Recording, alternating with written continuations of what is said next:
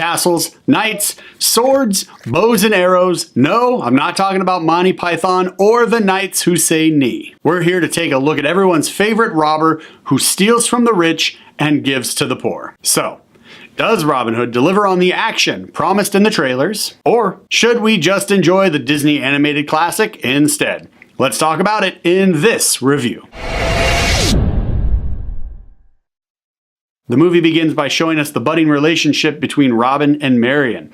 That is, of course, until the Sheriff of Nottingham sends a draft notice to Robin's house, pulling him into war to join the Crusades. From there, the movie takes a quick turn into a straight-up action flick that almost feels like a special forces type of war movie. Instead of snipers with rifles and machine guns just firing off and bearing down on Robin and his team, these guys use giant machine gun style crossbows that shoot larger than normal sized arrows at Robin and his team from the rooftops down. It's non-stop action like this that really made this an enjoyable and entertaining straight up dude action flick. The story here is also very different from a previous Robin Hood film, Robin Hood Prince of Thieves, in many ways. One of the ways in particular is that that film actually spent time really developing the relationships between the characters. Whereas in this film, we just have a very basic general understanding of who the characters are, how they relate to each other, and how that just moves the plot forward. As well as how do those relationships actually set everything up for a possible sequel. But make no mistake, the main focus in this film was action. It's punching, bows and arrows, swords, bombs, and horses jumping across rooftops. It's even melted steel that looks like lava being poured into a city street as two men fight each other while riding on horseback, trying to escape the hot molten lava that is trying to devour and consume both these men and their noble steeds. It's also buildings exploding. And then there's an occasional kiss where sparks fly. I'm just kidding, sparks didn't fly, but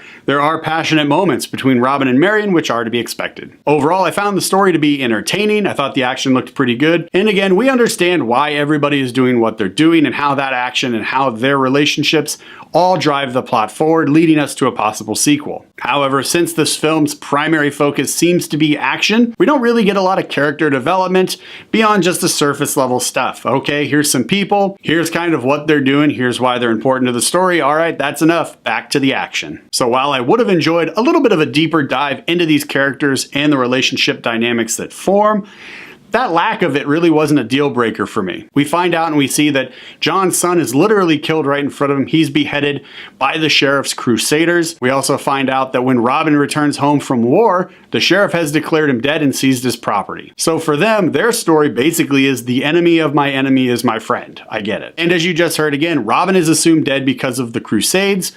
So Marian decides she needs to move on with her life. She finds another guy and she gets married. Eventually though, she finds out, as does her husband, that Robin is not dead and Robin is back and Robin is now Robin Hood, and that leads to their marriage falling apart. So in this film, broken hearts produce a crazy revenge-fueled guy who eventually wants to become and does become the new Sheriff of Nottingham. Kind of extreme, I guess, but that's fine. I mean, I just watch guys riding horses over rooftops while shooting each other with arrows, but that somehow still feels more believable to me than a guy who's like, I gotta get revenge, I'm going crazy, why don't I become the sheriff? Whatever though, I mean, we gotta set it up for the sequel, right? And every sequel needs a villain. Thankfully, the action looks good. Robin Hood is playing at your local movie theater right now, and I'm actually not going to recommend a big screen viewing of this film. However, I will recommend you check it out once it's available on Redbox or your preferred streaming service. This is a perfect Sunday afternoon on the couch action flick. As a film, it doesn't ask a lot from us emotionally or mentally, and the action looks pretty good. Additionally, the pacing of this film stays pretty consistent and it moves pretty quickly from beginning to end, which actually makes the film feel shorter than the almost 2-hour runtime it has. However, my big issue here was we don't get a lot from the characters and their relationships and character development, so because of that, Robin Hood will only be getting one high five from this guy. Robin Hood is playing at your local movie theater right now.